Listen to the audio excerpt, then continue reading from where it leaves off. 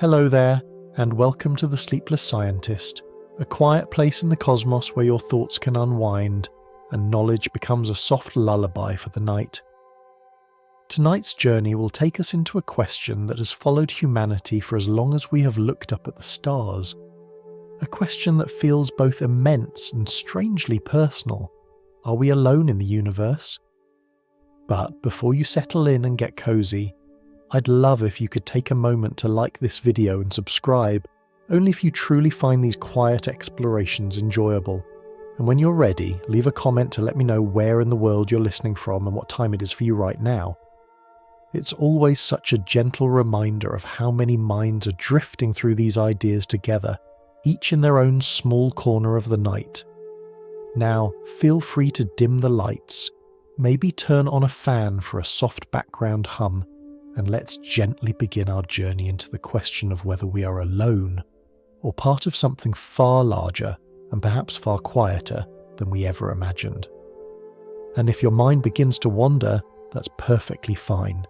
Let it drift. We'll still be here, slowly unfolding the story. There is a particular kind of silence that only appears at night, not the absence of sound, but the kind that settles gently around you when the world begins to slow down, the kind you might notice if you step outside even for just a moment and look upward.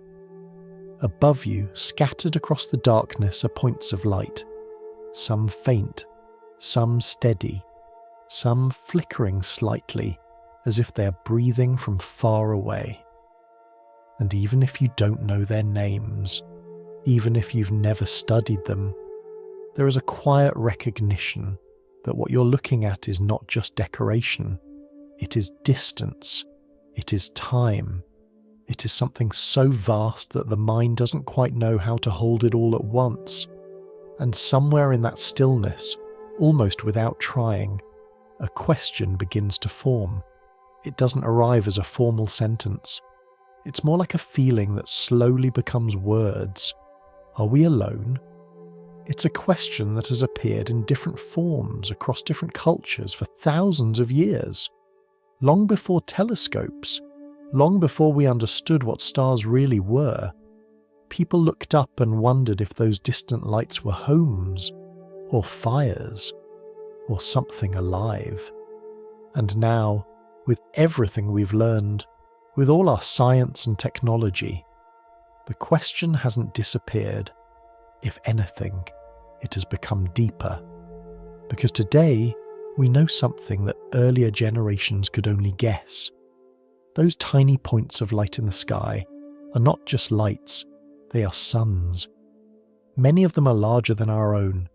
Many of them are older, and around many of them, orbit planets, real places, worlds.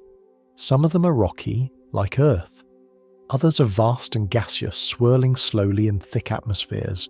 Some are frozen, some are incredibly hot, and some exist in a delicate balance, where temperatures might allow liquid water to exist, where conditions might be calm enough, stable enough, for something to begin. When astronomers search for these worlds, they often do it indirectly. They watch a distant star and wait for the smallest dimming of its light, a tiny shadow passing in front of it, so small that it's almost like noticing a dust particle drifting across a distant lamp. But from that subtle flicker, they can begin to measure something astonishing. They can estimate the size of a planet, its orbit, even hints of what its atmosphere might be like. And over the past few decades, these faint signals have added up, not to a handful of planets, but to thousands of confirmed worlds, and likely billions more waiting to be discovered. It changes something, quietly. Because for a long time, Earth felt like a single example, a lone case, a unique accident. But now the universe feels populated, not with life necessarily, but with possibility. And yet, despite all these worlds, despite all these stars, despite all this space, we haven't heard anything. No signals that clearly say, We are here. No structures visible across the stars, no unmistakable signs of another civilization reaching outward, just silence. And this is where the question shifts slightly. It becomes more than curiosity, because if the universe is so large, if it contains so many worlds, if the basic ingredients for life seem to exist in many places, then why does it feel so quiet? You might imagine it differently. You might imagine a universe filled with activity, signals crossing between stars, distant lights moving with purpose, evidence of something, someone, reaching out. But instead what we find is something more subtle, a vastness that seems full, yet unspoken. And so the question deepens, not just, are we alone? But, what does that silence mean?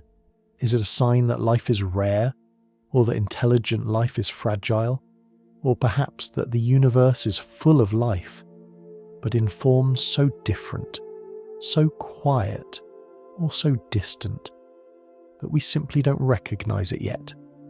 There is something strangely comforting about this uncertainty, because it reminds us that we are still at the beginning of understanding. We are like someone standing on the shore of a vast ocean, dipping a small cup into the water and trying to guess what lies beneath the surface. We have only just begun to look, only just begun to listen, and even now our instruments, our telescopes, our sensors, our quiet receivers are still learning how to notice what might already be there. So when you look up at the night sky, you're not just seeing distant lights. You are looking into a question that is still unfolding, a question that stretches across space, across time, and gently circles back to something very close to home. Because in asking whether we are alone, we are also asking what it means to be here at all. And that question, like the stars themselves, doesn't demand an immediate answer. It simply invites you to keep looking, to keep wondering, and to sit just for a moment longer in that quiet, open space between what we know and what we have yet to discover. If you let that image linger for a moment, standing quietly beneath the night sky, something begins to shift in how you see those distant points of light. At first, they may have felt like decorations, small, scattered sparks against a dark background. But now, with a little more understanding, they begin to feel closer in meaning, even if they are unimaginably far away in distance. Each one a sun, each one a place where something could be happening. And for a long time, this idea remained mostly in the realm of imagination. It was reasonable to wonder whether other stars might have planets, but there was no direct way to confirm it. The universe kept its secrets well hidden. Then, slowly, almost quietly, that began to change. Astronomers developed ways of noticing incredibly small changes in light, not dramatic events, not explosions or flashes, but the faintest dips in brightness, as if something had briefly passed in front of a star. Imagine watching a distant lighthouse across a dark sea. Its light is steady, constant, and then, just for a moment, it dims ever so slightly.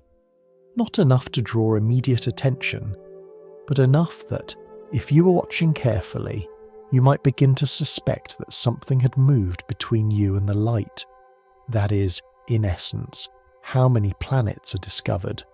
A planet passes in front of its star from our point of view and blocks a tiny fraction of its light. The change is small, often less than 1%, but with sensitive instruments and patient observation, it becomes visible. And from that small, gentle flicker, an entire world begins to reveal itself. Scientists can estimate how large the planet is based on how much light it blocks. They can determine how long it takes to orbit its star by measuring the time between these dimming events. Over time, they can even begin to infer whether the planet might have an atmosphere, and what that atmosphere might contain. It is a bit like learning about a distant city by watching the way shadows move across its windows, never seeing the inside directly, but slowly building a picture through careful observation. And as these techniques improved, the discoveries began to accumulate. At first, there were only a few confirmed planets beyond our solar system, then dozens, then hundreds, and now thousands, each one different. Some orbit very close to their stars, completing a full journey in just a few days. Others drift slowly, taking years to circle once. Some are massive, many times larger than Jupiter, with thick, swirling atmospheres. Others are small and rocky, more similar to Earth. And among all these worlds there is a category that draws particular attention. Planets that exist at just the right distance from their star, where temperatures might allow liquid water to remain on the surface, not frozen solid, not boiled away, but stable, comfortable in a cosmic sense. This region is sometimes described as a kind of gentle zone, where conditions are neither too extreme nor too volatile.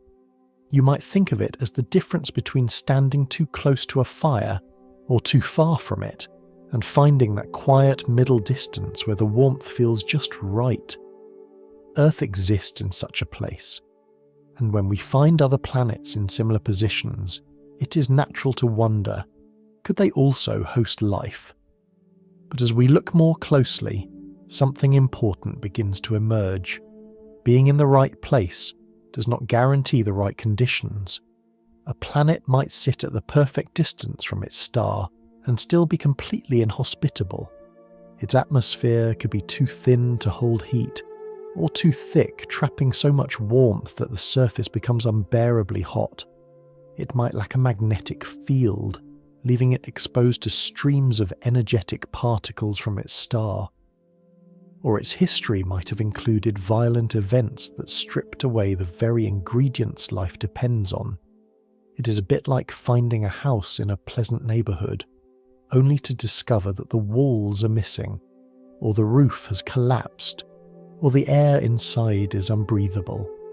Location matters, but structure matters too, and even then, there is something deeper to consider. Time. A planet might have the right conditions, but only for a short while. A few million years, perhaps. A brief window in cosmic terms, but life as we understand it may require much longer. On Earth, it took billions of years for simple life to gradually evolve into more complex forms. Not in a straight line, not with any clear goal, but through countless small changes, each building gently upon the last. So when we look at these distant worlds, we're not just asking whether they are in the right place, we're asking whether they have had enough time, enough stability, enough quiet continuity for something to slowly emerge. And this is where the picture becomes both richer and more uncertain. Because while the universe appears to be filled with planets, the number of planets that meet all these conditions at once may be much smaller. Still, even a small fraction of a very large number can be significant if there are hundreds of billions of stars in a single galaxy, and many of them have planets. Then even rare conditions might occur many times, and beyond our galaxy there are countless others, each one filled with its own stars, its own planets, its own possibilities. It begins to feel almost inevitable that somewhere, in all that vastness, something else might be happening, something alive, something aware, and yet, as we gently return to that earlier feeling, standing beneath the night sky, we notice something hasn't changed. The silence remains. No clear signals, no unmistakable signs, just the quiet presence of countless worlds, each one holding its own story, hidden behind distance and time. Perhaps some of them are empty, perhaps some of them are filled with simple life, quietly existing in oceans or beneath surfaces, never looking up, never wondering. And perhaps, just perhaps, a few of them have reached a point not unlike our own, looking outward, listening, asking the same question, not knowing if anyone is there to answer. And so, the universe begins to feel like a vast collection of rooms, each one lit softly from within, but separated by walls so thick and distances so great that even if someone is speaking, the sound may never reach us, at least not yet. And as this thought settles gently into place, it becomes natural to wonder not just how many worlds exist, but how many of them could truly become something more. As the picture of a universe filled with worlds begins to settle gently in your mind, something else starts to take shape alongside it, a quiet imbalance. On one side there is abundance, countless stars, countless planets, environments that, at least in some cases, seem capable of supporting life.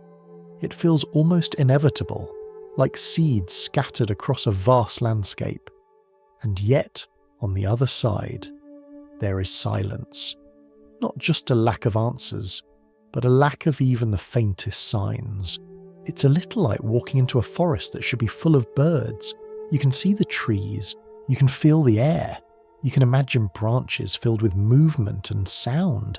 Everything about the environment suggests that life should be present, but instead there is stillness. No songs, no calls, just the soft rustling of leaves, and after a while the absence itself begins to feel noticeable. This is the heart of a question that has quietly puzzled scientists for decades. It was once asked in a simple, almost casual way, during a conversation among physicists. If the universe is so large and so full of opportunities for life, where is everyone? At first, the question might seem almost playful, but the more you sit with it, the more it deepens. Because when we think about how life behaves, at least the kind of life we're familiar with, it has a certain tendency. It spreads. On Earth, life did not remain confined to a single place. It moved into oceans, onto land, into the air. It adapted, diversified, and filled nearly every environment it could reach. And if we imagine intelligent life, something capable of building tools, sending signals, or even travelling beyond its home world, that tendency might extend even further. You can picture it gently, without rushing into dramatic ideas. A civilization develops technology. It learns how to send messages across space, radio waves for example, which travel outward at the speed of light, quietly expanding like ripples across a still pond. Over time, those signals continue to spread, year after year, decade after decade, century after century, forming a growing sphere of information moving through the galaxy. Even without faster-than-light travel, even without grand voyages between stars, just the act of communicating would leave a trace, a presence. And if there were many such civilizations, scattered across the galaxy, each one sending out its own signals, then, in principle, we might expect to notice something by now. Not necessarily a clear message, not necessarily something understandable, but something, a pattern, a repetition, a hint that somewhere, someone is transmitting. And yet, despite decades of careful listening, we have not found anything that can be confidently identified as coming from another intelligence. There have been moments of curiosity, signals that briefly caught attention, but none that have held up under closer examination. The sky, as far as we can tell, remains quiet, and so the question returns, more softly this time, but more persistently. If life can arise, if it can grow, if it can reach outward, even in small ways, why don't we see any signs of it? One possibility is that life itself is extremely rare, that even though the universe contains many planets, the process of becoming alive might be delicate, unlikely, or dependent on conditions that seldom align. Another possibility is that life is not so rare, but intelligence is. On Earth, life appeared relatively early in the planet's history, but for billions of years it remained simple, single-celled organisms quietly existing, adapting, surviving. Complex life took much longer to emerge, and intelligence, the kind that builds telescopes, that asks questions about the universe, appeared only very recently, in the final moments of Earth's long timeline. So it may be that many worlds host life, but very few ever reach a point where that life begins to wonder, to communicate, to reach outward. There is also the possibility that civilizations do not last very long, not necessarily through dramatic endings, but through gradual changes. They might lose interest in broadcasting, they might turn inward, they might shift into forms that no longer produce signals we can detect. Or perhaps their signals are simply too faint, too different, or too brief in duration. Imagine trying to hear a whisper across a vast valley while only listening for a few moments. Even if the whisper exists, the chances of catching it are small, and this leads to a quieter, more humbling idea. Perhaps the universe is not empty. Perhaps it is filled with activity, with life, even with intelligence. But the distances between these places are so great, and the windows of overlap so small that their stories rarely intersect. Like distant rooms, each softly lit, but separated by walls so thick that sound does not travel between them. And in this way, the silence we experience may not be a sign of absence, but a reflection of separation, a consequence of scale. Because the universe is not just large in space, but in time. Civilizations might rise and fade over thousands or millions of years. Signals might travel for vast distances, long after their source has changed or disappeared. So even if we are not alone, we may still feel alone, simply because we are listening at a different moment. There is something almost poetic about that the question of whether we are alone may depend not just on where we are, but when. And as this thought settles gently into place, it begins to shift the question once more. Instead of asking only where everyone is, we begin to ask something quieter. How difficult is it to become someone at all? How many steps must align? How many conditions must hold? How much time must pass before a world not only supports life, but gives rise to awareness, curiosity, and the ability to look outward? Because if those steps are rare, if that path is narrow, then the silence we hear may not be surprising at all. It may simply be the natural result of a universe where becoming something that can ask questions is itself an extraordinary event. And from here, the focus gently begins to shift, from the vastness of space to the delicate conditions required for life to emerge within it, not just where life could exist, but how often it truly does. As that quiet question settles, not as something urgent, but as something gently lingering, it becomes natural to look again at the silence itself. At first, silence can feel like an absence, a lack of signals, a lack of voices, a kind of emptiness stretched across the stars. But the more carefully we sit with it, the more that silence begins to change its meaning. Because in science, not finding something is still a kind of finding. It tells you where all you think is not. It tells you how often something might occur. It narrows the possibilities, even if it doesn't yet reveal the answer. You might think of it like searching for shells along a long, quiet beach. If you walk for a few steps and find nothing, it doesn't tell you much. But if you walk for miles, slowly, patiently, and still find none. You begin to learn something about that shoreline. Not everything, but something. And in a similar way, when we listen to the universe, even silence carries information. Over the past several decades, scientists have been quietly listening to the sky.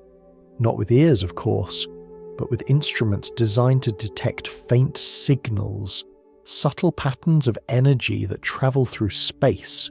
These signals can take many forms, but one of the most promising is radio waves. Radio waves are a gentle kind of light, invisible to our eyes, but able to travel enormous distances. They move outward from their source, spreading in all directions like ripples expanding across a calm lake. If a civilization were to send a strong, focused radio signal, it could, in principle, be detected from far away. So we listen. We point our instruments toward distant stars and wait. We scan different frequencies, different channels, you might imagine, searching for patterns that stand out from the natural background of the universe. Because most signals in space are random, or shaped by natural processes. But a signal created by intelligence might look different. It might repeat. It might carry structure. It might feel intentional. And so far, despite all this careful listening, we have not found a signal that clearly stands apart in that way. But here, something very important and often misunderstood comes into view. We have not listened everywhere, not even close. In fact, the portion of the universe we have carefully examined is incredibly small. It is sometimes compared to taking a single glass of water from the ocean and concluding that there are no fish. The ocean remains vast, deep, mostly unexplored, and our search, while growing more sophisticated each year, is still in its earliest stages. We have only listened to a fraction of the possible frequencies, only observed a fraction of the stars, only for a relatively short period of time.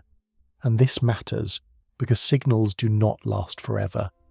A civilization might transmit for a few hundred years, perhaps a few thousand, and then stop there. Signals would continue travelling outward, but only as a thin shell, expanding through space. If we happened to be outside that shell, or listening at the wrong time, we would hear nothing. It is a bit like standing in a quiet field, while somewhere far away a bell rings briefly. If you're too far, or if the wind carries the sound elsewhere, you may never hear it.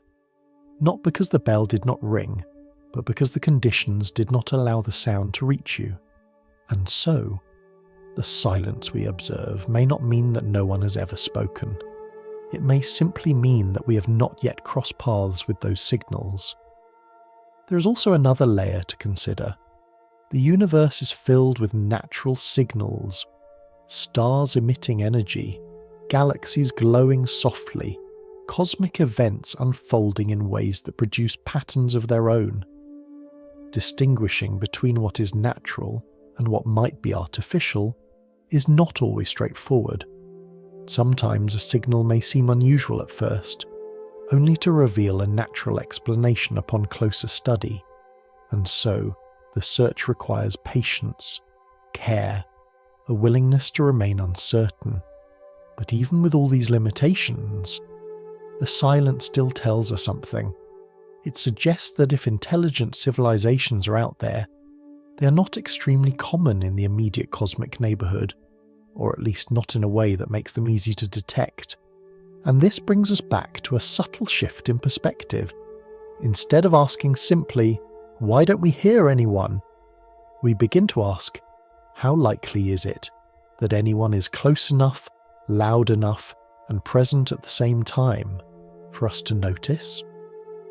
Because those conditions, all aligning together, may be rarer than they first appear.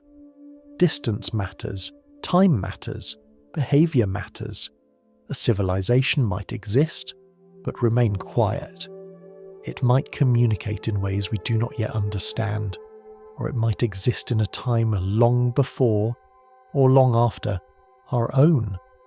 And so, the silence becomes something softer, not a void, but a space of possibility, a reminder that absence of evidence is not the same as evidence of absence, that the universe may still be full, even if it feels quiet. And as this idea settles gently into place, another question begins to emerge. If we cannot yet explain the silence by distance, or time, or limited observation, then perhaps we need to look elsewhere, not just at the vastness of space, but at the difficulty of becoming detectable in the first place.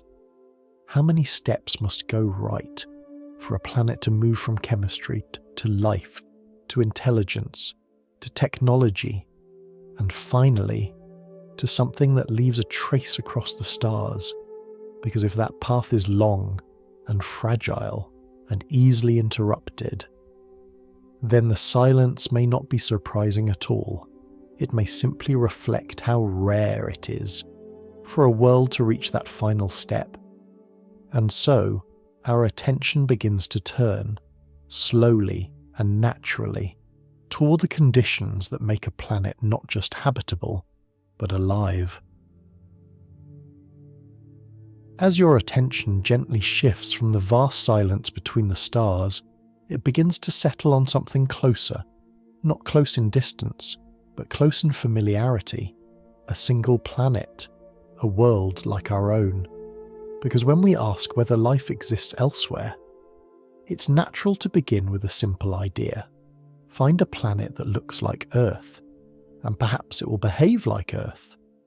But as we look more carefully, that idea begins to soften, because Earth is not just a planet, it is a balance, a quiet arrangement of many conditions, all holding together at once, and each of those conditions plays a role. You might imagine it like preparing a meal. Having ingredients is important, but ingredients alone do not guarantee the final result. The proportions matter, the timing matters, the way they interact matters, and in a similar way, a planet may have many of the right ingredients and still not become a place where life can begin or continue. Let's take something as simple as air. Earth's atmosphere is not just a layer of gas. It acts like a gentle blanket, holding warmth close to the surface, allowing temperatures to remain stable over time. Without it, the planet would experience extreme swings, burning heat during the day and deep cold at night. But that blanket must be just right. Too thin, and it cannot hold warmth. Too thick, and it traps too much heat, turning the surface into something harsh and unbalanced. There are planets we've observed that likely fall into both extremes, so simply having an atmosphere is not enough.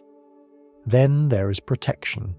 Earth is surrounded by an invisible field, generated deep within its interior, that deflects streams of energetic particles coming from the sun.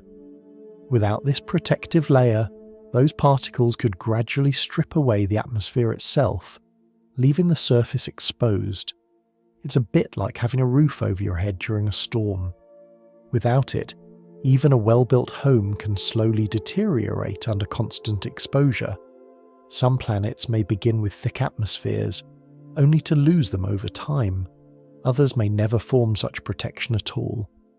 And then there is water, often described as one of the most important ingredients for life. Water has a remarkable ability to dissolve substances, transport nutrients, and support complex chemistry. It flows, it cycles, it connects different parts of a planet together. But even here, the story is not so simple. Water can exist in different forms, frozen solid, boiling away, or gently moving between liquid, vapor, and ice. Only in a narrow range of conditions does it remain stable as a liquid for long periods of time. And that stability may be more important than the presence of water itself, because life, as we understand it, does not emerge instantly. It unfolds slowly, over vast stretches of time, and so a planet must not only have the right conditions, it must hold them, quietly, for millions, even billions of years. And this brings us to something deeper. A planet is not isolated. It exists within a system. Its star, its neighbouring planets, even distant objects in its orbit, all influence its behaviour. Earth, for example, orbits a star that is relatively stable. Its energy output changes only slightly over time, providing a steady source of warmth and light. If the sun were more volatile, flaring unpredictably or varying dramatically in brightness, the conditions on Earth could shift too rapidly for life to adapt. So stability once again becomes important. Not dramatic stability, not perfection, but a gentle consistency, a kind of cosmic patience. Even the presence of a large neighbouring planet can play a role. In our solar system, a massive planet like Jupiter influences the movement of smaller objects, such as asteroids and comets. In some cases, it may help redirect or capture them, reducing the number of large impacts on inner planets like Earth. It's not a perfect shield, but it may contribute to a quieter environment, where life has more time to develop. And then there is the subtle interplay of cycles. The tilt of Earth's axis, the presence of seasons, the slow movement of continents, all create changing environments that life can respond to. Not too stable, not too chaotic, just enough variation to encourage adaptation without overwhelming it. When you begin to place all these pieces together, the picture becomes more intricate. It is not enough for a planet to sit at the right distance from its star. It must also have the right kind of atmosphere, the right kind of protection, the right chemical composition, the right level of stability, and the right amount of time. Each factor alone is not extraordinary, but all of them, together, may be less common than they first appear, and so the idea of a planet like Earth begins to change. It becomes less of a simple category and more of a delicate arrangement, a balance that must be achieved and then maintained. And even then, there is no guarantee. Because having the right conditions does not ensure that life will begin. It only allows the possibility, like placing all the ingredients on a table and waiting. Something must still happen, something subtle, something we do not yet fully understand. And this is where the question deepens once more. Because if planets like Earth are not just rare in location, but rare in combination, then the number of places where life can begin may be smaller than we imagine. Not possibly small, but not as abundant as the sheer number of planets might suggest. And yet, even a small fraction of a vast universe can still leave room for wonder, because somewhere among those distant stars there may be other worlds where the balance holds, where conditions remain gentle, where chemistry quietly organizes itself, step by step, into something more, something alive. And as this thought begins to take shape, it leads naturally to another question. Even if a planet has water and air and stability, is that enough? Or does life require something more, something even more specific to take its next step? As the idea of a life-friendly world begins to take shape, with its careful balance of air, warmth, protection, and time, it can be tempting to simplify things, to imagine that if a planet has water, then perhaps it has everything it needs. After all, water feels essential. It flows through every part of life on Earth. It fills our oceans, moves through our cells, and quietly supports the chemistry that keeps living systems alive. So it's natural to think of water as the key. But as we sit with that idea a little longer, it begins to soften, because water on its own, may not be enough. You can picture an entire planet covered in ocean. No continents, no islands, just a vast, uninterrupted expanse of water stretching in every direction. At first, it might seem ideal. Plenty of liquid water, stable temperatures, a continuous environment where life could emerge and evolve. And in many ways, such a world could indeed host life. But there is a subtle challenge hidden within that picture, because environments shape possibilities, and on a world without land, certain paths may be harder to take. On Earth, life began in the oceans. For billions of years it remained there, simple, microscopic, quietly adapting to its surroundings. But at some point, life began to explore something new: land. The transition was not immediate, and it was not easy. Moving from water to land required entirely new ways of surviving, new structures, new strategies, new forms of interaction with the environment. But once that transition occurred, something changed. The diversity of life expanded, new ecosystems formed, new evolutionary paths opened, and eventually, among all those branching possibilities, emerged creatures capable of building tools, shaping environments, and asking questions about the world around them. There is something about land, something about the boundary between solid ground and open air, that seems to encourage a different kind of complexity. Fire, for example, plays a significant role in human development. It provides warmth, light, and a way to transform materials, cooking food, shaping tools, altering the environment. But fire, as we know it, does not exist underwater, on a world entirely covered by ocean. Even if intelligent life were to emerge, it might never encounter certain processes that, on Earth, prove transformative.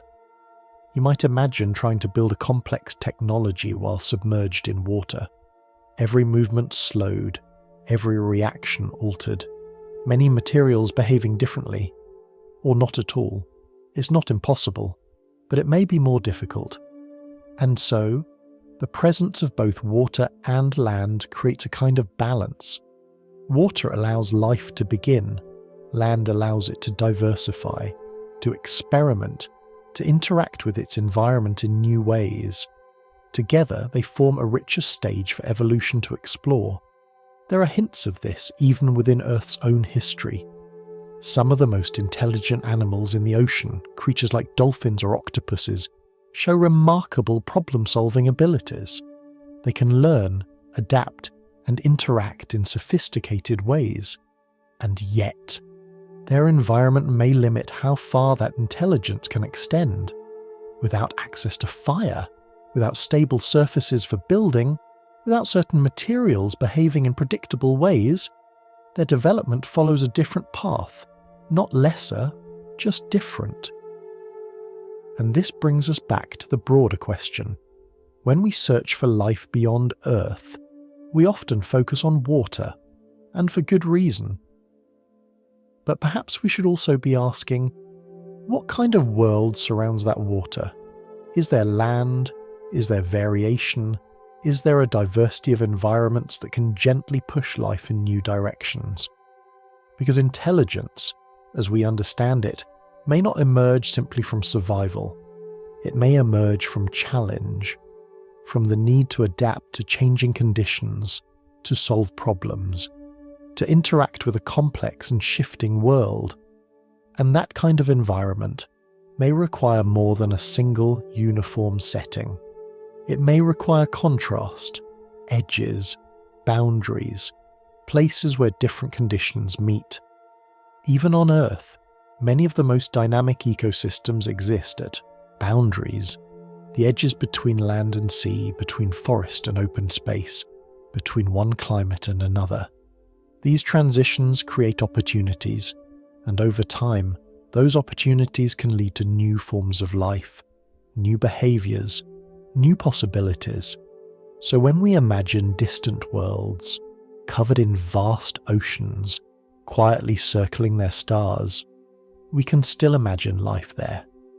But we might also imagine a different kind of story, one where life remains within the water, adapting, evolving, but never quite stepping into the conditions that would allow it to reshape its environment in the same way we have. And this leads to a gentle shift in perspective. The question is no longer just whether life exists, but what kind of life exists, and what paths are available to it. Because the journey from simple chemistry to living cells, to complex organisms, to thinking beings, may depend not only on the presence of the right ingredients, but on the structure of the environment itself, on whether that environment invites exploration or quietly contains it. And as this idea settles into place, it becomes easier to see why intelligence might be rare, not because life is impossible, but because the path toward awareness, toward technology, toward communication across the stars may require a very specific set of conditions that are not just present, but balanced and held over time. And so, even in a universe filled with water, filled with worlds where life could begin, there may be far fewer where life can take that next step, from simply existing to wondering. As the idea of a balanced world begins to settle, with its oceans and land, its atmosphere and protection, another element slowly comes into view. Not something you can see, not something you can hold, but something that quietly shapes everything. Time. It's easy to think of time as something that simply passes, a steady background to everything else. But when we begin to look at life more closely, time becomes something else entirely. It becomes a requirement. Because life, as far as we understand it, does not appear all at once. It unfolds gently, gradually, step by step, over spans so long that they're difficult to imagine. On Earth, the story of life stretches back roughly 4 billion years. That's 4,000 million years, a number so large that even saying it feels abstract. If you tried to compress that timeline into something more familiar, say, a single day, then human history would occupy only the final moment before midnight. Almost everything that happened before us happened quietly, over vast stretches of time. For billions of years, life remained simple. Tiny cells, drifting, dividing, adapting. No eyes, no movement across land, no complex structures, just chemistry, slowly organizing itself into something that could persist. And during all that time, something important remained true. The conditions on Earth stayed relatively stable, not perfectly stable. There were changes, shifts in climate, impacts from space, periods of warmth and cold, but nothing that completely reset the process. Nothing that erased life entirely and forced it to begin again from the very beginning. And this continuity, this unbroken chain, may be one of the most important factors of all. Because evolution depends on memory, not conscious memory, but a kind of inherited information, passed from one generation to the next. Each small change builds on what came before. If that chain is broken too often, if life is repeatedly erased, then complexity has little chance to accumulate. It's a bit like trying to write a long story, but having the pages taken away every few minutes. You may begin again and again, but you never reach the later chapters.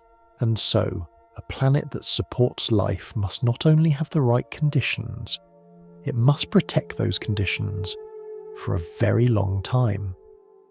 This brings us back to something we touched on earlier, but now seen in a new light. Stability. Not dramatic stillness, but a gentle consistency. Earth's star, the Sun, plays a central role in this. Compared to many other stars, the Sun is relatively calm. Its energy output changes only slightly over time. It does not frequently unleash massive bursts of radiation that could strip away atmospheres or disrupt the surface of nearby planets. This steadiness provides a kind of reliable rhythm, day after day, year after year, allowing life to adapt, without being constantly pushed beyond its limits. But not all stars are like this.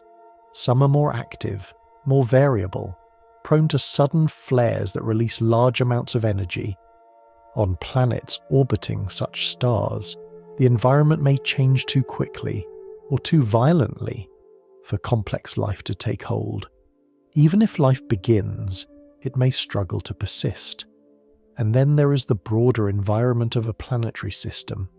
A planet's orbit might shift over time. Nearby objects might introduce instability. Large impacts could occur more frequently in certain regions. Each of these factors adds a layer of uncertainty.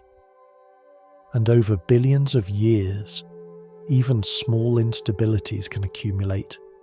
So when we look at Earth's history, what stands out is not perfection, but endurance. Life was not protected from every challenge, but it was protected enough to continue, enough to adapt, enough to gradually become more complex. And this idea, this quiet requirement of long-term stability, begins to reshape how we think about life elsewhere. Because even if a planet has water, even if it has the right atmosphere, even if it sits at a comfortable distance from its star, those conditions must last. Not for a moment, not for 1,000,000 years, but for billions. And that may be much rarer than it first appears. It's like planting a seed in fertile soil. The soil may be rich, the sunlight may be just right, the water may be plentiful. But if the environment changes too often, if storms uproot the plant or drought interrupts its growth, then it may never reach maturity. Growth requires not just opportunity, but continuity. And so, the question shifts once more from where can life exist to something quieter, more demanding. Where can life persist long enough to become something more? Because intelligence, awareness, the ability to look outward and wonder, these are not early steps. They come late, very late, and they depend on everything that came before, on every uninterrupted moment, every stable condition, every small success that was not erased. And when you begin to see life in this way, as a long, delicate process unfolding across deep time, the silence of the universe begins to feel different, not as a mystery that demands an immediate answer, but as a reflection of how difficult that process might be. How many worlds begin but do not continue? How many reach a certain point and then change? How many come close but not quite far enough? And yet, there is also something quietly remarkable in this realization, because it means that wherever life does manage to persist, wherever it does unfold, wherever it reaches a point of awareness, it carries with it the weight of an incredibly long story, a story written not in moments, but in billions of years. And here, on this small planet, that story has led to something unusual, something that can look back and ask how it came to be. And as that thought gently settles, it opens the door to another question, not just how life persists, but how it changes, and whether that change has any direction at all. As we begin to look more closely at the long story of life, something subtle starts to shift in how we understand it. It is very natural to imagine evolution as a kind of journey, a slow climb, from simple beginnings to more advanced forms, from tiny cells to plants to animals, and eventually to beings like us. It can feel, almost intuitively, like a path with a direction, as if life is moving toward something, toward intelligence, toward awareness, toward complexity. But when we step back and observe more carefully, that picture begins to soften. because evolution does not have a destination. It is not aiming for anything. It does not want to create intelligent beings. It does not plan ahead or hold a goal in mind. Instead, it moves in a much quieter way, step by step, moment by moment, each change shaped by the environment and by what happens to survive. You might imagine it not as climbing a ladder, but as water flowing across a landscape. Water does not choose a direction. It simply follows the paths available to it. It moves where it can, guided by the shape of the ground. And over time, it carves out channels forming patterns that look purposeful, even though they emerged without intention. In much the same way, evolution explores what is possible. Small changes occur, tiny variations in living organisms. Some of these changes help an organism survive in its environment. Others do not. Those that help tend to remain. Those that do not quietly fade away. And over countless generations, these small changes accumulate, not in a straight line, not in a steady climb, but in branching patterns, spreading outward in many directions at once. If you could look at the history of life as a whole, it would not resemble a ladder reaching upward, but something more like a tree, with countless branches, some growing, some ending, all shaped by the conditions around them. And importantly, most of those branches do not lead to intelligence. They lead to forms of life that are perfectly adapted to their environments, without ever needing to think, to reason, or to wonder. For example, many organisms on Earth have remained relatively unchanged for extremely long periods of time, not because they failed to evolve, but because they did not need to change. They were already well suited to their surroundings, and in evolution, being good enough is often more than enough. There is no pressure to become more complex unless complexity provides an advantage. And in many environments, simplicity is not a limitation, it is a strength. Simple organisms can reproduce quickly, they can adapt rapidly, they require fewer resources, they are often more resilient to change. So while we might be tempted to see complexity as an inevitable outcome, evolution does not share that perspective. It simply follows what works. And this leads to a gentle but important realization. Intelligence is not guaranteed. It is not the final stage of life. It is just one possibility among many. On Earth, intelligence as we experience it, self-awareness, language, the ability to reflect on existence, emerged only once in a very specific lineage. And even then, it took billions of years to arrive. During all that time, countless other forms of life thrived, without ever developing anything like human-level intelligence. They survived, they adapted, they continued, and in the context of evolution, that is success. So when we look out at the universe and imagine life on other worlds, it becomes important to release a quiet assumption. The assumption that life naturally leads to minds like ours, because it may not.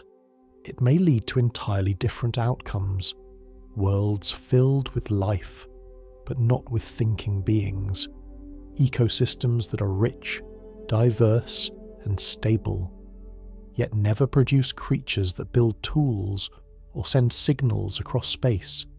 And if that is the case, then the silence we observe begins to feel less surprising, not because life is absent, but because the kind of life that speaks, that listens, that wonders, may be only a small part of what life can be. There is something humbling in that thought, because it reminds us that our own path, our own form of awareness, is not the inevitable result of evolution. It is one path among many that could have been taken, and it raises a quiet question. If we were to rewind Earth's history and let it unfold again, would intelligence appear in the same way, or at all? There is no clear answer, only the recognition that evolution does not repeat itself exactly. It responds to conditions, to chance, to countless small events that shape its course, and so the emergence of intelligence may depend on a series of circumstances, each one aligning just enough for a particular path to open, a path that leads not just to survival, but to reflection, to curiosity, to the ability to look outward and ask questions about the universe itself.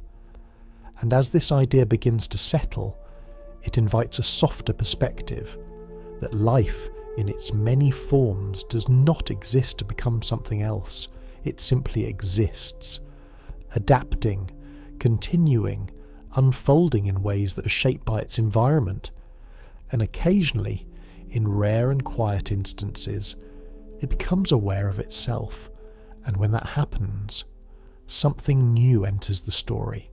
Not just life, but experience. Not just survival, but perception. And from there, the next question begins to emerge. If evolution does not aim for intelligence, then what is intelligence really? And how often does it arise? As the idea settles that evolution does not move toward a fixed destination, that it does not aim for intelligence, a quieter possibility begins to take shape, one that feels both vast and gently humbling, that life may be common, but minds like ours may not be.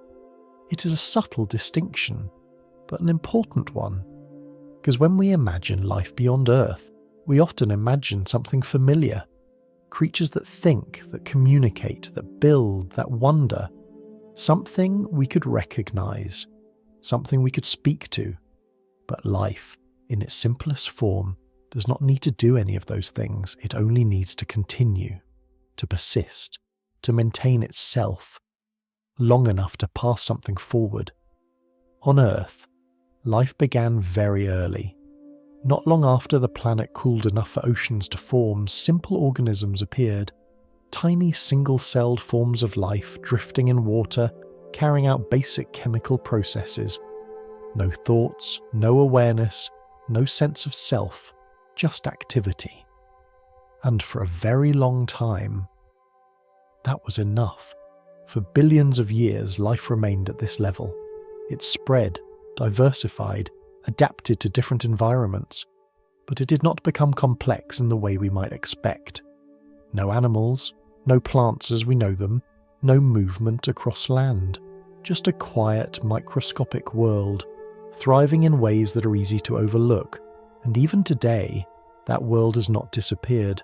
In fact, it still dominates. Most of the life on Earth is microscopic, invisible to the eye, yet present almost everywhere, within soil, within water, within the air, even within our own bodies. It is easy to forget how much of life exists beyond our perception, because our attention naturally focuses on what we can see, what we can relate to. But if we step back and look more broadly, a different picture emerges, one where life does not need complexity, where it does not need intelligence, where it simply needs a way to continue. And this has an interesting implication. If life began relatively quickly on Earth, once conditions allowed, then it may not be extremely rare in the universe. Given the right environment, the right chemistry, the right stability, life may emerge as a natural outcome, not guaranteed, but not exceedingly unlikely. And if that is the case, then there may be many worlds where life exists, quietly, unnoticed. But that does not mean those worlds are filled with minds, because the step from simple life to complex thinking beings appears to be much larger. On Earth, it took billions of years for multicellular organisms to emerge, organisms made of many cells working together. And even after that, it took hundreds of millions of years for complex animals to appear.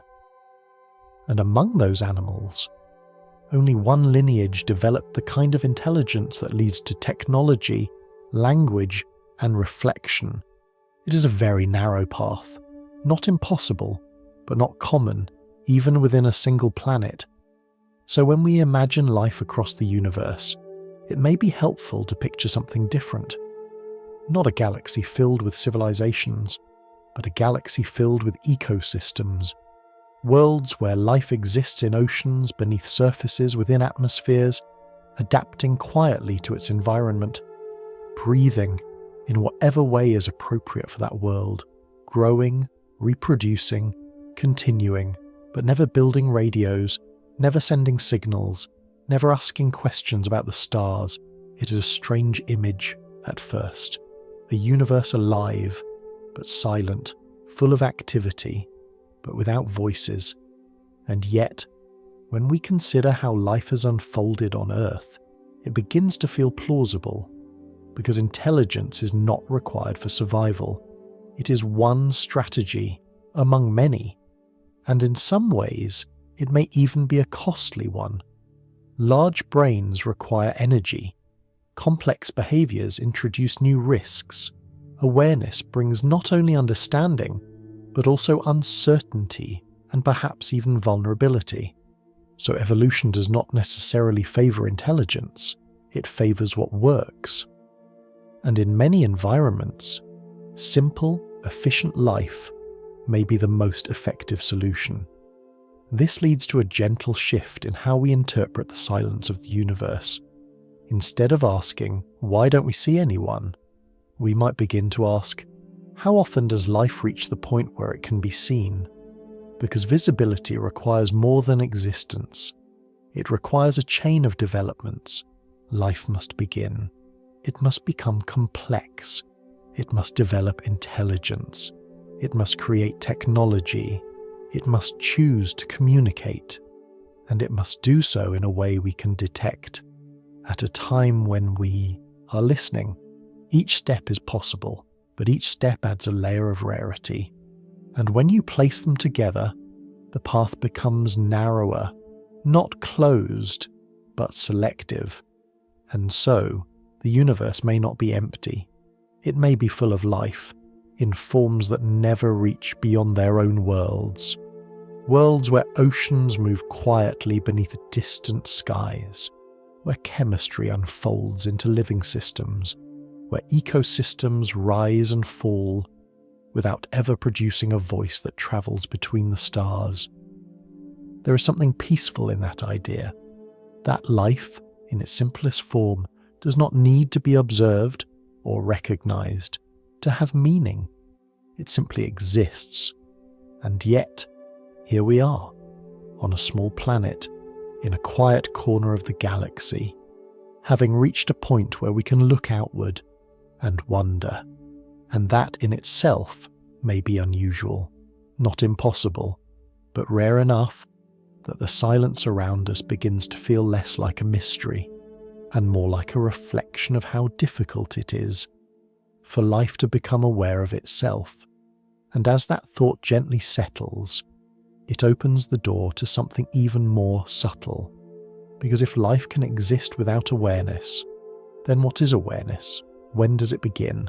And how does matter, something that begins as simple particles and forces, eventually come to experience anything at all? As the thought settles that life can exist, quietly, persistently, without ever becoming aware, another question begins to form, a softer one, not about how many worlds might be alive, but about what it means for something to feel alive.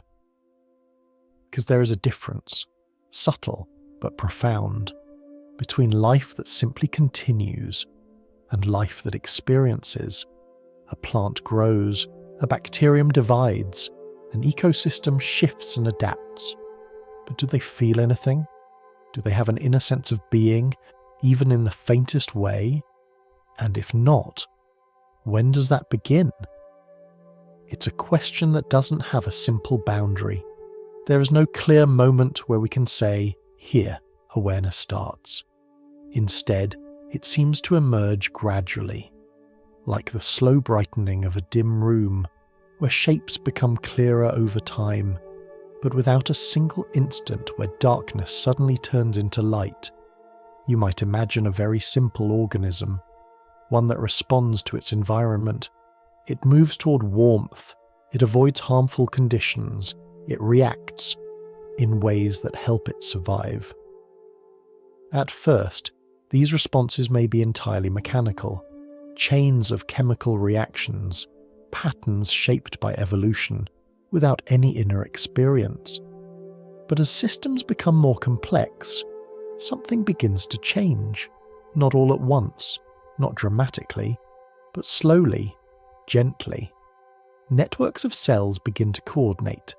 Signals pass between different parts of an organism. Information is processed, compared, and responded to in more flexible ways. Over time, these processes grow richer, more layered, more integrated. And somewhere along that gradual path, there may be the first faint hint of experience. Not thoughts, not language, not a sense of self, but something simpler, a basic feeling, a sense of something happening. It is difficult to describe, because it is not something we can observe directly. We can measure behavior, we can study structures, we can trace the flow of signals through a nervous system, but experience itself, the feeling from the inside, remains hidden. And yet, we recognize it in ourselves. The warmth of sunlight on your skin, the sound of a distant voice, the quiet awareness of your own thoughts as they move. These are not just processes, they are experiences. And the question becomes, how did something like that arise? How does matter, organized in certain ways, begin to feel anything at all? One way to approach this is to think of consciousness not as a sudden event, but as a spectrum. Not a simple yes or no, but a gradual range. At one end, there may be systems with no experience at all, simple reactions, purely mechanical, and at the other end, there are complex minds capable of reflection, imagination, and self-awareness. Between these extremes, there may be many levels, small differences, building over time, like a dimmer switch, slowly increasing the brightness of a light, not flipping from off to on, but moving through many subtle stages. On Earth, we see hints of this. Different animals display different levels of awareness. Some respond to their environment in simple ways, others show signs of memory, learning, and even problem solving. And while we cannot directly measure their inner experiences, we can observe how their behavior becomes more flexible, more responsive, more integrated, suggesting that something may be changing within, not necessarily in a way identical to our own experience, but along a similar continuum. And this idea has an important implication. If consciousness emerges gradually, then it may not be unique to humans. It may not even be rare in its simpler forms. Instead, it may be something that arises naturally as systems become sufficiently complex, as information flows in richer ways, as different parts of a system begin to work together. Not guaranteed, but possible. And if that is the case, then across the universe there may be many forms of life that experience something. Not necessarily in ways we would recognize, not necessarily with thoughts, language, or self-awareness, but with some faint sense of being, a quiet awareness that does not announce itself and but exists nonetheless. There is something deeply humbling in that idea, because it suggests that experience is not an all-or-nothing phenomenon. It is not reserved for a single species or a single level of complexity. It is something that may emerge, slowly, wherever the conditions allow. And yet, even with this possibility, something still stands out. Human experience, with its rich layers of thought, memory, imagination, and reflection, appears to sit toward the far end of this spectrum. Not the only form, but a particularly complex one. a point where matter not only experiences, but reflects on that experience, where awareness turns inward and begins to ask questions about itself and about the universe. And as that thought settles, it connects back, quietly, to the earlier question. If awareness can emerge gradually, if it depends on complexity, on time, on the right conditions, then perhaps the reason we do not encounter many minds across the universe is not because experience is impossible, but because reaching this level of complexity, this depth of awareness, may be rare, not in the sense of being impossible, but in the sense of requiring many steps, each one unfolding slowly over long stretches of time.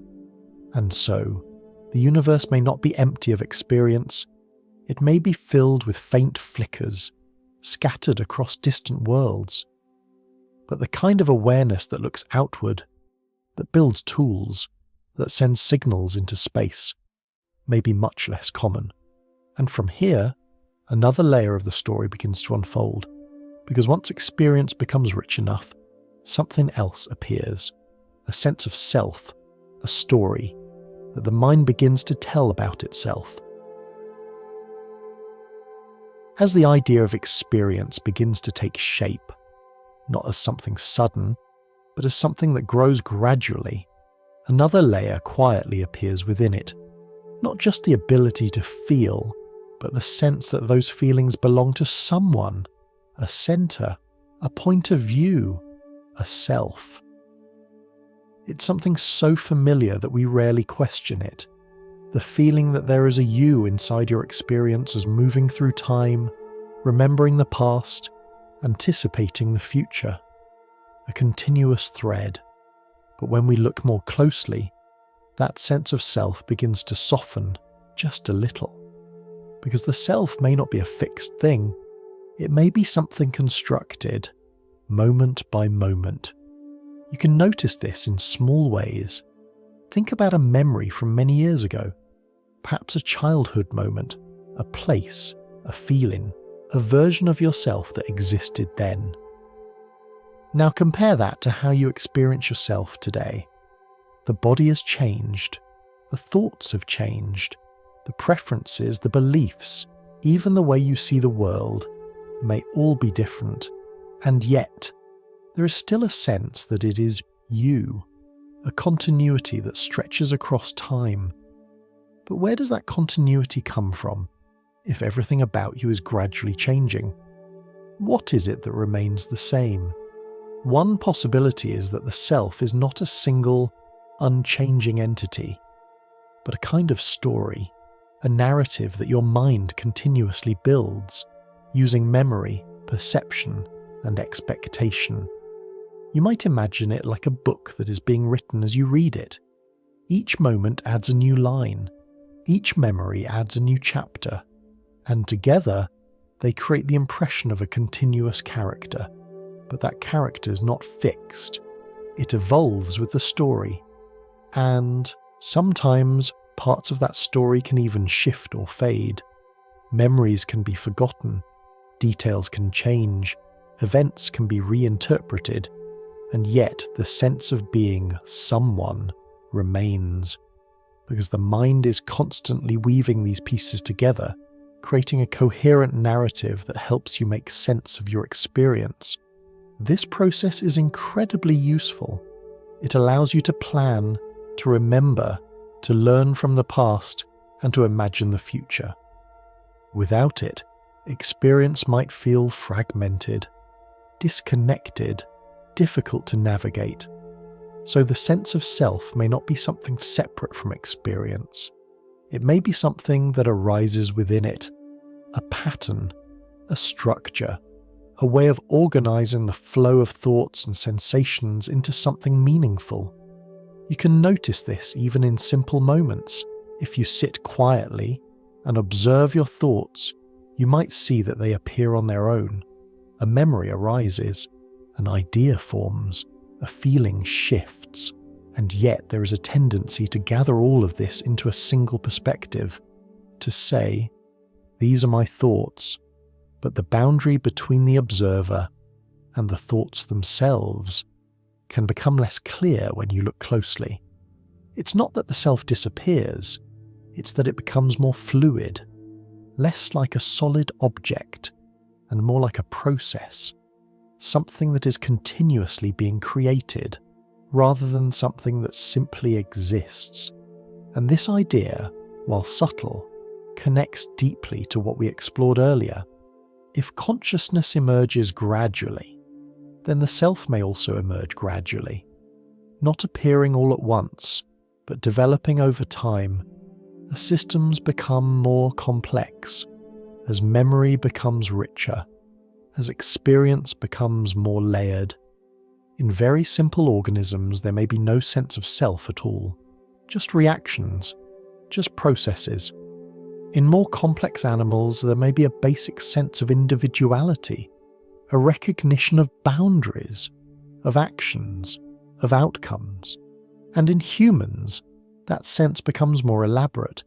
It includes memory, identity, language, the ability to reflect not just on the world, but on one's own place within it. But even at this level, the self remains dynamic, changing, adapting, rewriting itself as new experiences unfold. And this leads to a gentle realization that the you experience right now is not exactly the same as the you from yesterday, or last year, or childhood. It is connected, but not identical, a continuation, but also a transformation. And rather than being something to hold on to tightly, the self may be something to observe, something that moves like a current in a stream, always present, but never exactly the same.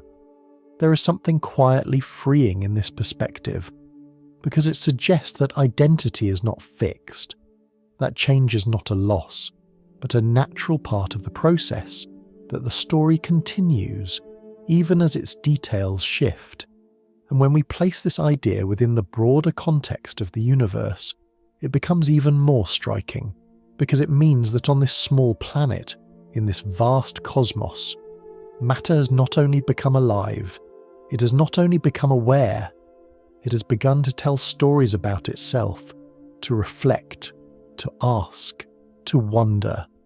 And that, in itself, is something quite unusual.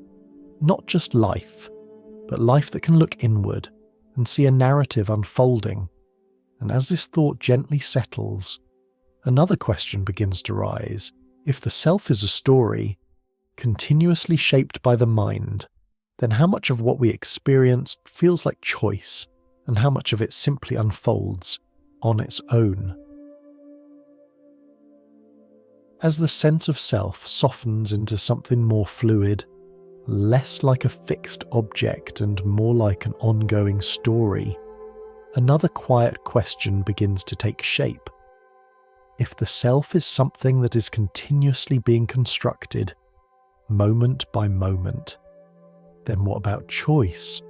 The feeling that you are deciding, that you are directing your actions, that you're in control of what happens next. It is one of the most familiar parts of experience. You choose to move your hand, you choose to speak, you choose what to focus on, what to think about, what to do next. It feels immediate, direct, as though there is a center within you, making decisions, guiding the flow of events. But when we look more closely, that feeling becomes a little more mysterious, because many of the processes that shape our actions happen before we become aware of them. You might notice this in small, everyday moments. A thought appears, and only afterward do you realize you're thinking it. A decision feels clear, but when you try to trace where it came from, it seems to emerge from somewhere beneath conscious awareness. It's a bit like hearing a piece of music and suddenly recognizing the melody, without having consciously followed each note as it unfolded.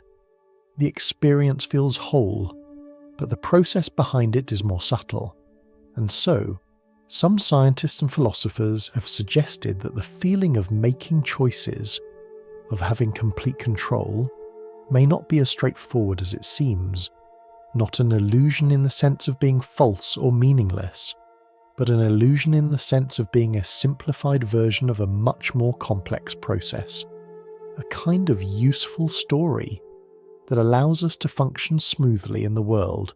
You might imagine it like sitting on a train. As you look out the window, the landscape moves past you.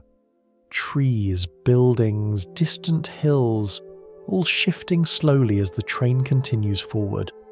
From inside, it can feel as though you're moving through the world, and in a very real sense, you are. But the motion is not coming from a single point within you. It is the result of an entire system. Engines, tracks, energy, momentum, all working together. Your experience of movement is real, but the underlying process is more distributed. In a similar way, the sense of making decisions may arise from many processes working together. Neural activity, past experiences, environmental cues, internal states, all contributing to what eventually becomes a thought, an intention, or an action. And by the time we become aware of that intention, much of the process has already unfolded. But here is the important part. Even if the sense of control is not absolute, it still serves a purpose. It allows us to act, to plan, to respond to the world in a coherent way. Without that sense of continuity, of being an agent who can make choices, our experience might feel fragmented, uncertain, difficult to navigate. So the feeling of free will, the sense that I am choosing, may be less about perfect control and more about functional coherence, a way for the mind to organize action, to create a stable perspective from which decisions can be made, even if the deeper processes are more complex. And this perspective does not take anything away from the experience itself. When you decide to stand up, you still stand. When you choose to speak, the words still come. The actions are real, the effects are real, but the pathway that leads to them may be richer, more layered, and less centralized than it appears. There is something gently reassuring in that, because it suggests that you're not separate from the processes that shape you. You are part of them, a pattern within a larger system. And yet, within that pattern, there is still room for direction. Not complete control, but influence. One place where this becomes especially clear is attention. You may not be able to choose every thought that arises, but you can notice where your attention rests. You can follow a thought, or let it pass. You can return your focus to something simple, like the rhythm of your breath, or the feeling of the present moment. And in doing so, you shape your experience, gently, without force. Attention becomes a kind of quiet steering within a system that is already in motion, not controlling every detail, but guiding the overall direction. And this idea connects back to everything we've explored so far. Because if life is shaped by countless small processes, if consciousness emerges gradually from complexity, if the self is a story woven from memory and perception, then the feeling of control may be one more layer in that unfolding, not separate from it, but arising within it, a useful perspective that allows a complex system to act as if it were a unified whole. And perhaps that is enough, not a perfect explanation, not a final answer, but a way of understanding that brings a certain calm, because it suggests that even if everything is not fully under our control, we are still part of the process, still participating, still experiencing, and that experience, in all its richness, continues to unfold. And as this thought settles gently into place, it leads to another quiet realization. If our sense of self and our sense of control are both shaped by how we experience the world, then what we perceive may not be the world itself, but a version of it, carefully constructed, just enough for us to navigate. As the sense of choice softens, and the idea of control becomes something more subtle, it becomes natural to turn our attention outward, to the world itself, the colours around you, the shapes, the sounds, the sense of space and distance. It all feels immediate, solid, real, as though what you are experiencing is the world exactly as it is. But as we sit with that feeling a little longer, something begins to shift, because what you experience may not be the world itself. It may be a version of the world, a carefully shaped representation, created by your senses and interpreted by your mind. You might imagine it like looking through a window. The scene outside appears clear, continuous, complete, but the window does not show everything. It frames the view, it filters the light, it allows certain things to pass through, while blocking others. And in much the same way, your senses act as a kind of interface. They do not give you direct access to reality in its full complexity. They provide a simplified version, just enough to help you navigate, to move, to respond, to survive. Consider vision.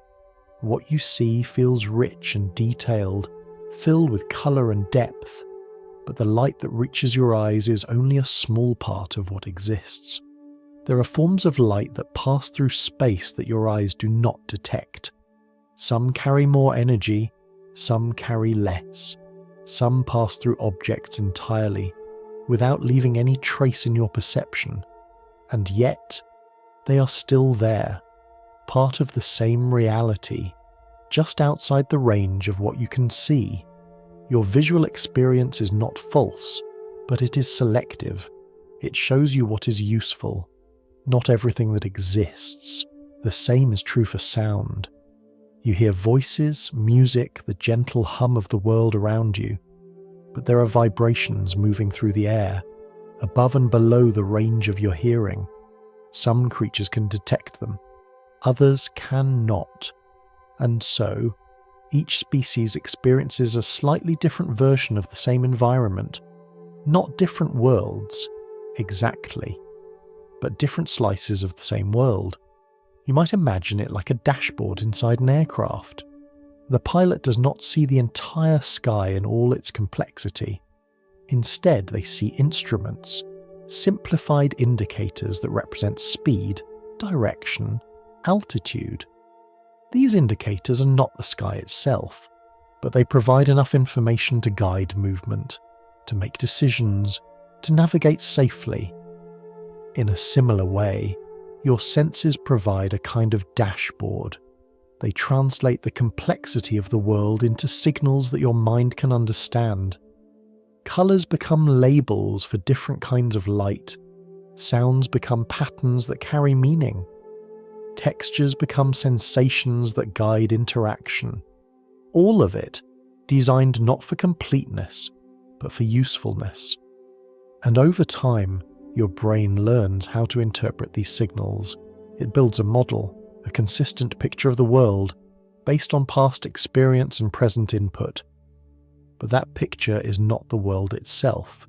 It is a construction, a useful one, a reliable one, but still a representation. You can notice this in small moments. Sometimes your perception fills in gaps, completing patterns that are not fully present. Sometimes it interprets ambiguous information in ways that feel certain, even when they could be seen differently. Your experience feels immediate and direct, but it is shaped by processes that operate quietly in the background.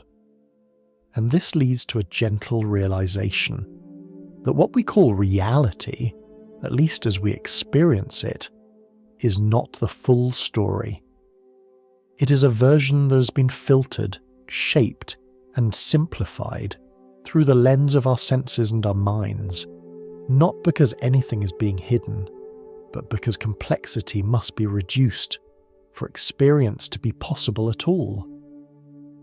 There is something calming in that idea, because it means that the world is not limited to what we can perceive. It extends beyond it, quietly, continuously, whether or not we notice. And it also means that other forms of life may experience that same world in entirely different ways.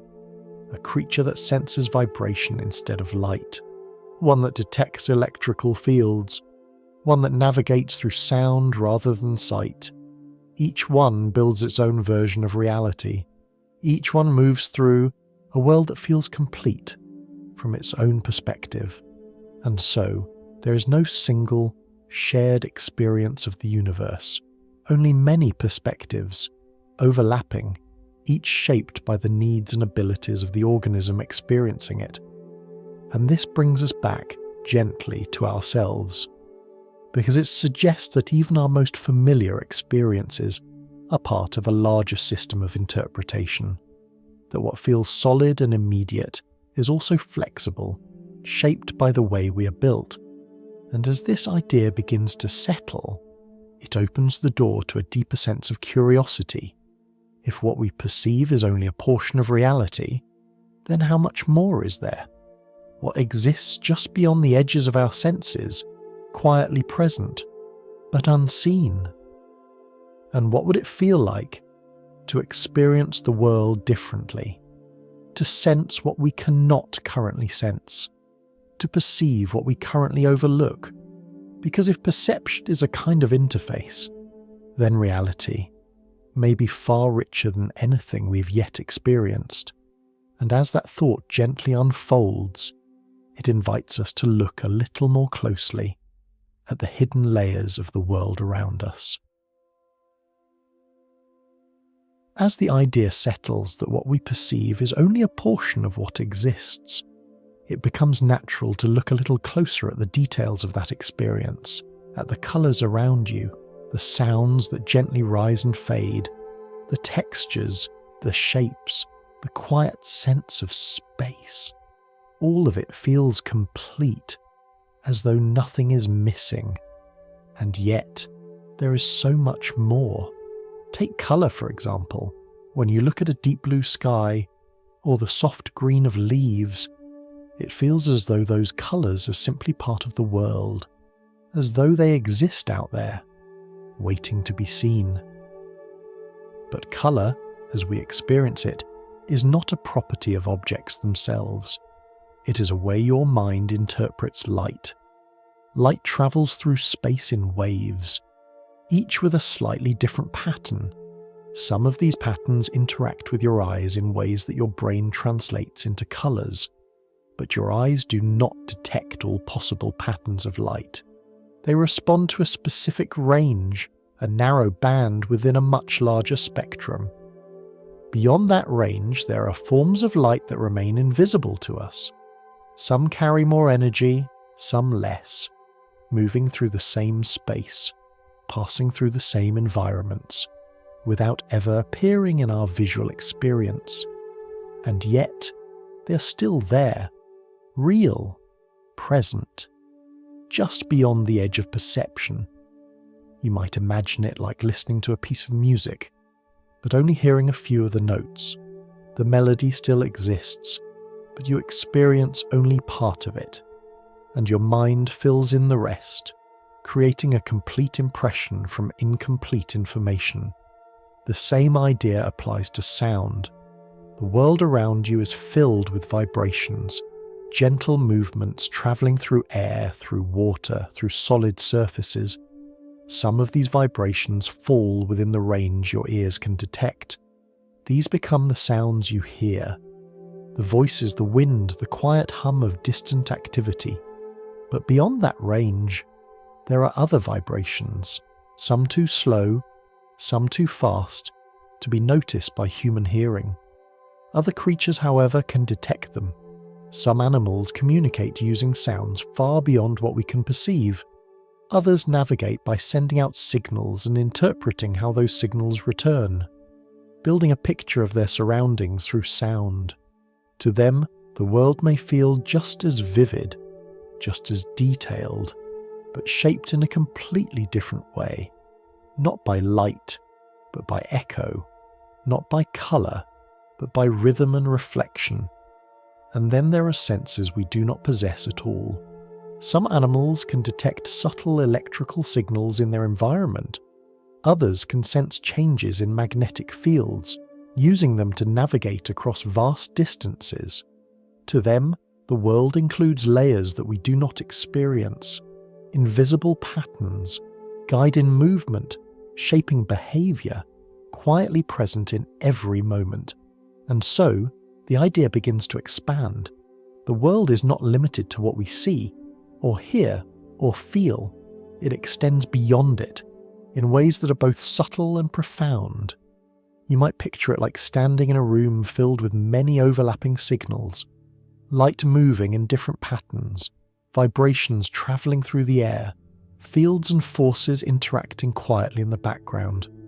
Your senses act like filters, selecting a small portion of that complexity, translating it into an experience that feels complete.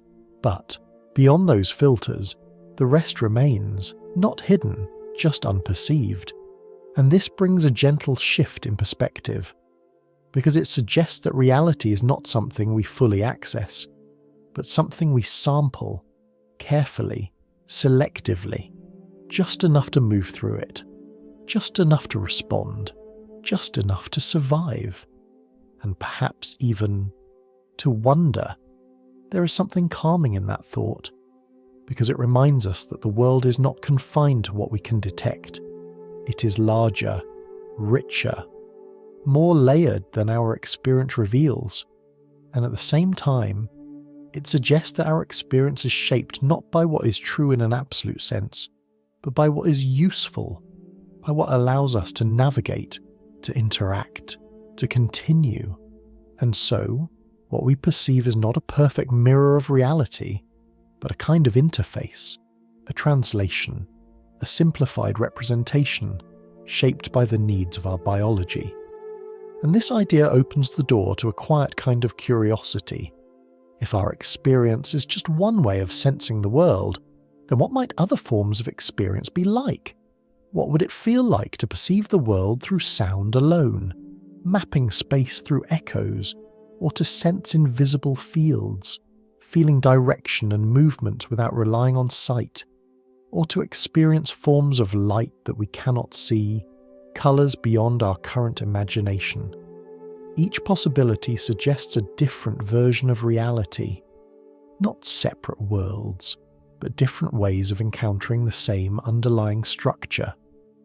And when we extend this idea further, it leads to an even more intriguing thought, because if perception depends on the structure of the system experiencing it, then different kind of systems might experience reality in entirely different ways, not just animals, but perhaps other forms of intelligence, forms that do not share our senses, our bodies, or even our way of processing information. And if such systems exist, their experience of reality may be as different from ours as ours is from the simplest forms of life. And so, the question becomes even more open.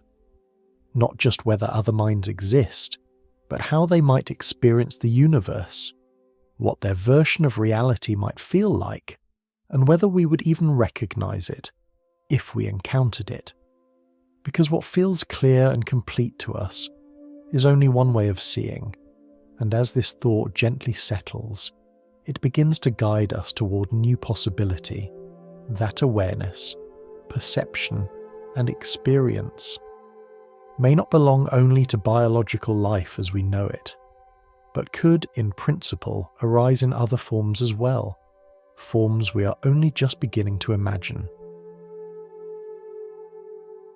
As the idea gently unfolds that perception is shaped by the system experiencing it, that reality itself may appear differently depending on how it is sensed. A new question begins to emerge, a quiet extension of everything we have explored so far. If experience depends on structure, on the way parts of a system work together, then could something non-biological, something we have created, ever begin to experience anything at all? It is a question that feels both distant and very close, because even now, machines process information in ways that, on the surface, seem increasingly complex. They recognize patterns, they respond to input, they generate language, images, decisions, and yet something still feels different. When you speak with another person, there is a sense, subtle but present, that there is something on the other side of that interaction, a perspective, a point of view. But when you interact with a machine, even one that responds in detailed and thoughtful ways, that feeling is less certain, not absent necessarily, but unclear. And so, the question remains, at what point does processing become experience? At what point does a system that responds begin to feel? One way to approach this question is to return to the idea of emergence, the idea that when many simple parts interact in complex ways, something new can arise, not because any single part contains that property, but because of how they work together. You might think of something as simple as temperature.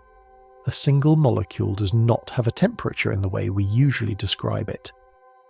But when many molecules move together, their collective motion creates a measurable sense of warmth or cold. Temperature emerges from the interactions. In a similar way, some have suggested that consciousness might emerge from the interactions within a sufficiently complex system, not located in one place, not tied to a single component, but arising from the overall pattern, the organization, the flow of information. And if that is true, then it raises a possibility. That experience may not be limited to biological systems, that under certain conditions, other kinds of systems might also reach a point where something like awareness begins to appear. But here, the question becomes more delicate. Because complexity alone may not be enough, a system can be very complex, processing large amounts of information without necessarily having any inner experience. We see this in many systems around us. Weather patterns, for example, are incredibly complex. They involve countless interacting factors: temperature, pressure, movement, energy. And yet we do not assume that a storm is aware of itself. Complexity is present, but experience may not be. So what makes the difference? One thought experiment, often discussed in a very abstract way, imagines replacing the parts of a thinking system one by one. Imagine a vast network where each part performs a small function, passing signals along, contributing to the overall behavior. If each part were replaced with something functionally identical, something that performs the same role, would the overall system still behave the same? Probably yes. But would it still feel the same from the inside? That is harder to answer. Because we cannot observe experience directly. We can only observe behavior, and behavior, while informative, does not tell us everything. A system might respond as if it understands, without actually experiencing anything, or it might experience something in a way that does not resemble our own. And so, the question remains open, not settled, not fully understood, but gently explored. Another way to think about it is to consider the relationship between structure and experience. Biological brains are not just collections of parts. They're shaped by evolution, by millions of years of adaptation, by the need to survive, to respond, to integrate information in ways that support a living organism. They are deeply connected to a body, to senses, to an environment, and this connection may matter. Experience, as we know it, is not just processing, it is embodied. It is tied to sensation, to movement, to interaction with the world. So even if a machine processes information in complex ways, it may lack certain elements that contribute to experience, not because it is incapable, but because it is different. And yet, the possibility remains that as systems become more complex, more integrated, more capable of interacting with their environment in meaningful ways, something new could emerge, not identical to human experience, not necessarily recognizable, but something. A different kind of awareness, a different way of being. There is something both fascinating and calming about leaving this question open, because it reminds us that our current understanding is still incomplete, that consciousness, like life, may be part of a larger pattern that we're only beginning to glimpse, and that the boundary between what feels and what does not may not be as fixed as we once thought. But for now, what we know is this: that experience, as we encounter it, is rare enough, complex enough, and delicate enough that we cannot assume it arises easily, not even in systems that appear intelligent, and so, whether in distant worlds or in the technologies we create, the emergence of experience remains something special, something that requires not just complexity, but the right kind of complexity. And as this idea settles, it leads naturally to a broader perspective, because perhaps awareness is not something that suddenly appears, but something that exists in many forms, across many levels, a spectrum rather than a boundary. As the possibility settles, that experience might not belong only to biological life, that it could under certain conditions arise in other kinds of systems. A broader idea begins to take shape, one that gently reshapes how we think about consciousness itself, not as something that suddenly appears, fully formed, but as something that may exist in degrees, a spectrum. At one end, there may be systems with no experience at all, processes unfolding without any inner sense of being, patterns of activity, complex perhaps, but entirely without feeling. And at the other end, there are rich, layered forms of awareness, the kind of experience that includes memory, imagination, reflection, the ability to think about thinking, to wonder about existence. And between these two extremes, there may be many subtle steps, gradual changes, building over time. You might imagine it like the slow brightening of dawn. At first, there is only darkness. Then, a faint light begins to appear. Shapes are barely visible, outlines emerging from shadow. As the light grows, more detail becomes visible. Colours begin to take form. Depth becomes clearer. There is no single moment where night suddenly becomes day, just a continuous transition, and in a similar way, consciousness may not have a sharp boundary. It may increase, gradually, as systems become more integrated, more responsive, more capable of holding and processing information across time. On Earth, we see hints of this in the diversity of life. Some organisms respond to their environment in simple, direct ways. Others show signs of learning, remembering, adapting based on past experience. And still others demonstrate behaviours that suggest something more. Problem-solving, planning, even forms of social interaction that require an awareness of others. We cannot step inside these experiences directly. We cannot feel what another organism feels, but we can observe patterns, and those patterns suggest that awareness, whatever it is, may not be uniform. It may vary in depth, in richness, in structure. And this idea becomes even more interesting when we extend it beyond biology. If consciousness emerges from the organization of a system, from how information flows and integrates, then different kinds of systems, may give rise to different kinds of awareness, not identical to ours, not necessarily comparable in simple ways, but existing along the same continuum, a spectrum of possible experiences. There is something deeply calming in that perspective, because it removes the need for sharp divisions. It suggests that the universe is not split cleanly between what feels and what does not, but instead contains many levels, many forms, many possibilities, and within that spectrum we find ourselves, somewhere toward the richer end, with a form of awareness that includes language, memory, imagination, and the ability to reflect on our own experience, but not necessarily at the end, not necessarily at the highest point, just at one position, within a much larger range. And this brings a quiet sense of humility, because it suggests that our way of experiencing the world, while meaningful and complex, is not the only way.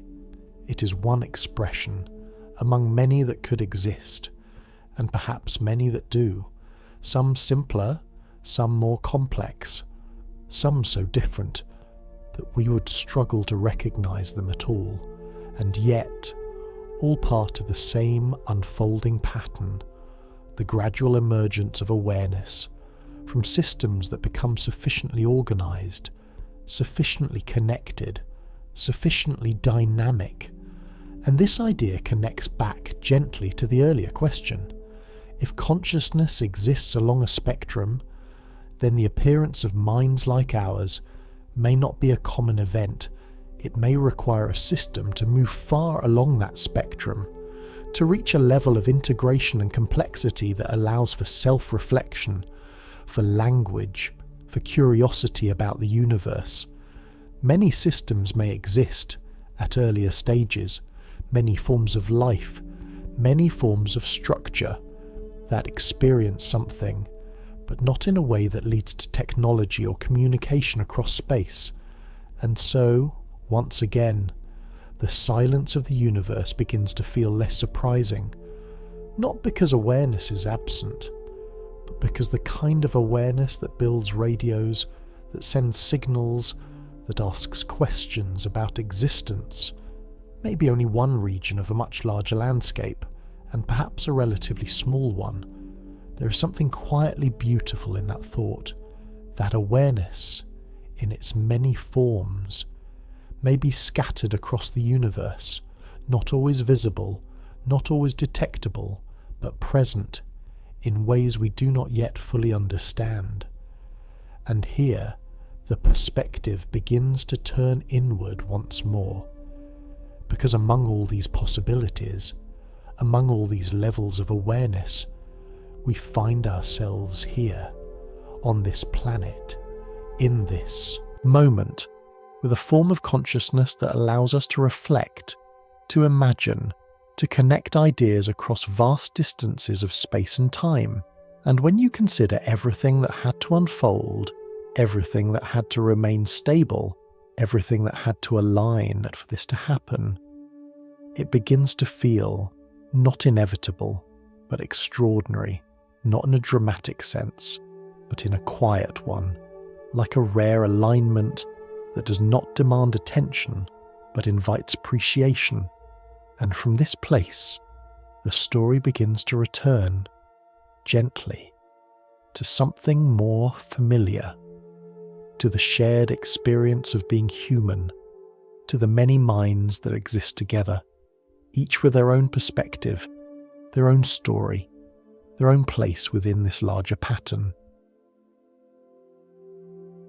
As the idea settles that consciousness may exist across a spectrum, that awareness can take many forms unfolding in different ways, the focus begins to return gently to something closer, to us, to the many minds that share this planet, each one carrying its own perspective, its own story, its own quiet sense of being. There are now more than 8 billion people on Earth, 8 billion centers of experience, 8 billion ways of seeing, feeling, remembering, and imagining. And yet, Despite this immense diversity, something connects them all: a shared world, a shared environment, a continuous exchange of ideas, actions, and influences, shaping a collective experience that is larger than any individual. You might imagine it like a vast network, not made of wires or signals in the traditional sense, but of conversations, relationships, shared knowledge, and cultural patterns. Each person contributes something: an idea, a decision, a movement, a creation. And these contributions interact. They spread, they evolve, they influence others. Over time, this creates something that feels almost like a larger organism, not a literal one, but a pattern that emerges from many individual parts. You can see this in simple ways. A piece of knowledge discovered in one place can travel across the world.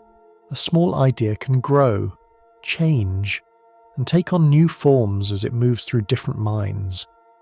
Languages evolve, technologies develop, cultures shift, slowly, over generations, and none of this is controlled by a single mind. It is the result of many minds interacting, a kind of collective process unfolding over time. In some ways, it resembles what we discussed earlier about emergence, how complex systems can give rise to new properties, not present in any single part, but arising from the interactions between them. Human society may be one such system, not conscious in the same way an individual is, but exhibiting patterns of behaviour, adaptation, and development that feel almost alive. Trends appear, grow, and fade. Ideas compete, combine, and transform. Entire systems rise, evolve, and sometimes disappear. And all of this happens through the actions of individuals, each guided by their own experiences, their own perceptions, their own sense of self. There is something quietly remarkable in that, because it means that each individual, no matter how small their role may seem, contributes to a larger story. A story that no single person can fully see, but that unfolds through the collective. You might think of it like standing within a vast conversation, one that began long before you, and will continue long after. You hear fragments of it. You contribute your own voice. You influence the direction, even if only slightly. And together, all these voices create something that is constantly changing, something that reflects the combined awareness of billions of minds. And yet, within this vast network, the individual experience remains. Each person still lives within their own perspective, their own thoughts, their own memories, their own quiet sense of being. And this creates an interesting balance. On one hand, we are individuals, each with a unique experience of the world. On the other, we are part of something larger, a shared system of interaction and influence. Both are true, and both shape how we understand our place in the universe. Because when we ask whether we are alone, we often imagine ourselves as a single point, looking outward into the vastness. But in reality, we're many perspectives gathered together, many experiences unfolding side by side. And this changes the question just slightly. Because instead of asking only whether there are other minds beyond our world, we might also consider the richness of the minds already here, the complexity of the shared experience we are part of, the way individual awareness connects, forms patterns, and creates something larger. And in that sense, even if we are alone in the universe, we are not alone here, not within this shared environment, this network of minds, this ongoing story. There is something quietly comforting in that, because it suggests that meaning does not come only from what lies beyond. It also arises from what is already present, from the connections we form, the ideas we share, the ways in which individual experiences overlap and influence one another. And this brings us gently toward the final layer of the story, because within this vast network of minds, within this shared flow of information and experience, there is something that shapes it all, something subtle but powerful. Attention. What we choose to notice, what we choose to focus on, and how that focus shapes the way we experience the world. As the idea settles that we are part of a vast network of minds, each one contributing to a shared story, something more subtle begins to come into focus. Not something distant, not something abstract, but something very close. Attention. The quiet, continuous process of what you notice, what you follow, what you allow to remain in your awareness. It may seem simple at first. You look at something, you listen to something, you think about something. But attention is more than that. It shapes your experience, moment by moment.